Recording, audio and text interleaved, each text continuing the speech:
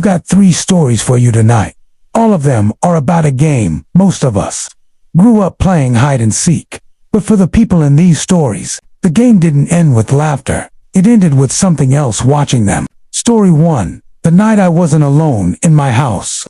I was 15 when it happened. It was a Friday night in late September. The air was just starting to get cold. My parents had gone out to dinner with some family friends and told me they'd be home late. So, for the night, the house was mine. I invited my best friend and neighbor, Chris, over. We'd hang out almost every weekend, play games in my basement, watch movies, whatever. That night though, we got bored. Chris joked about playing hide and seek. At first, I laughed it off, but we'd done it before, and it was actually fun, especially with the lights off. So we turned off every light except the one in the kitchen.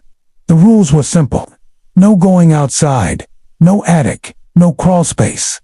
Everything else was fair game. Chris wanted to hide first. I stood in the living room, covered my eyes, and counted to 50. I could hear him running at first, and then silence. When I finished counting, I called out that I was coming. I checked every room, kitchen, bathroom, upstairs, nothing. Finally, I went into the basement. He was curled up behind some boxes, grinning like an idiot. We switched. Now it was my turn to hide. I went upstairs and crawled under the guest bed, pulling the bed skirt down to cover me. It was pitch black under there. After a few minutes, I heard footsteps coming up the stairs. Slow, careful footsteps. He checked the bathroom, then my parents' room, then the hallway. The steps came into the guest room. They stopped right beside the bed. I could hear breathing, heavy and uneven. I held mine. Then, silence. After a few seconds, the footsteps started again, leaving the room. When the house went quiet, I crawled out and went downstairs, ready to tell him I'd won, but he wasn't there. I called out, "Game's over." A voice answered from the basement. He said he was still looking for me. That made my stomach twist. I told him I was upstairs, that the game was over. Seconds later, he came up from the basement, looking pale. He swore he had heard movement upstairs, that someone was breathing under the bed. I told him I hadn't moved once. We brushed it off and played another round. But something felt off. Every little noise made me jump. Then we both froze. From upstairs came a loud thud, like something heavy falling over. Chris whispered, "Maybe it's your parents." But they weren't due home for hours. Then we both heard it, the slow, creaking sound of footsteps in the hallway above us. We crept upstairs, me holding a fireplace polka dot at the end of the hall. The guest room door, the one I'd left cracked open, was now shut. From inside came a dragging sound, like fabric sliding across carpet. Chris whispered that we should leave, but I was too curious and too scared to think clearly. I reached out, hand shaking, and flung the door open. The room was dark, still empty. We both laughed nervously until we heard another sound, the front door opening and closing. Someone was downstairs. We hid in my room with the lights off, holding our breath. Footsteps creaked across the floor below, then to the basement door. The hinges groaned, steps descended, one by one, when the sound disappeared beneath the floor. We ran, we bolted out the back door, across the yard, straight to Chris's house. His parents called the police. They searched everything, the rooms, the basement, the closets. Nothing, no forced entry, no sign of anyone ever being there. But both of us heard it, the dragging in the guest room, the footsteps on the stairs, the door closing. We never played hide and seek again after that. Because that night, we realized something terrifying. Sometimes, when you think you're hiding, you're not the only one. Story 2. The woods behind my neighborhood. I grew up on a street that backed right up against thick woods, the kind that stretched for miles and swallowed all the light when the sun went down. When I was 14, my friends and I used to play hide and seek out there. It was fun during the day, but at night, it felt different, like the trees were watching. One hot August night, there were 5 of us, me, Tyler, his little brother Matt, and 2 others, Jason and Eric. Jason volunteered to be it. The rest of us scattered. I went deeper into the woods, crouching behind a fallen log. When Jason finished counting, the forest went quiet. I waited. Then I heard it footsteps. Someone walking through the leaves, slow and heavy. They stopped just a few feet away from me. I held my breath.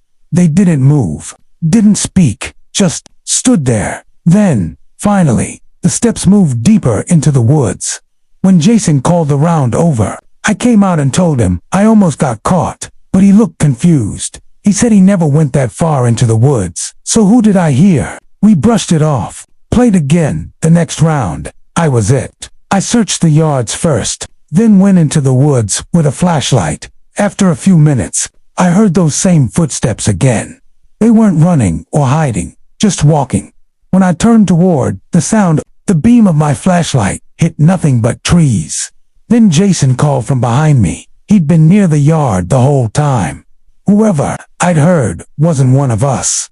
Later that night, during the last round, I was crouched in the tall grass near the edge of the woods when I heard something that made my skin crawl, whispering, a low, steady voice I couldn't understand. It sounded like it was right behind me. Then it stopped. A few seconds later, the leaves crunched as someone walked away. When Jason called the round over, I told the group what I heard. They laughed, said I was trying to scare them. But then, Matt spoke up. He said while he was hiding, he saw a tall man standing in the woods, not just standing there, watching us. Jason told him he was imagining things, but I could tell he wasn't lying. That was the last time we ever played hide and seek in those woods, because no matter how far we ran that night, it always felt like something or someone was running with us. Story 3. The boy named Keith. It was a hot Saturday in July last year. I was 14, living in rural Pennsylvania. My backyard stretched 4 acres, grass, trees, an old shed at the edge of the property. That day, I was playing basketball with my friends Ryan, Josh, and Adam. We were just cooling off in the grass when we saw a kid walking up the dirt road. He looked a little older than us, maybe 16. Messy black hair, gray shirt, jeans. He said his name was Keith. Said he lived up the road and asked if we wanted to play manhunt. We didn't think much of it. He seemed normal enough. But what he said next should have been a red flag. He told us my backyard was perfect for hiding. Thing is, he'd never been there before. Still, we played. He volunteered to be the seeker. First said he loved hunting. I hid inside the shed under a tarp. It smelled like gasoline and dust. After what felt like forever, the door creaked open. The tarp ripped off me in one motion. It was Adam. He laughed and said, I was too easy to find. We went back to the patio to wait for the others. Everyone came back, except for Keith. 10 minutes passed, then 20. He never showed. We figured he just left. Maybe he'd gotten bored. But later that night, after everyone went home, I noticed something strange outside my bedroom window. A piece of dirty, frayed rope lying in the grass. I knew it hadn't been there before. I picked it up, threw it aside, and tried to forget it until around midnight. I was lying in bed when I heard footsteps in the hallway. Soft, deliberate. My dad sometimes got up at night, but this sounded different. Too slow, too quiet. I called out, Dad. Nothing. The footsteps stopped right outside my door. I got up and locked it. Seconds later, I heard the front door close. I woke my dad up. He grabbed his shotgun and searched the entire house, the basement, the shed, even the woods. Nobody. But deep down, I knew. That rope, those footsteps, it was him. Keith. Whatever he really was, he'd come back. And that was the last time I ever played hide and seek. Music fades out. You think you know who's hiding with you. You think you're alone in the dark, waiting to be found. But sometimes, you already have been.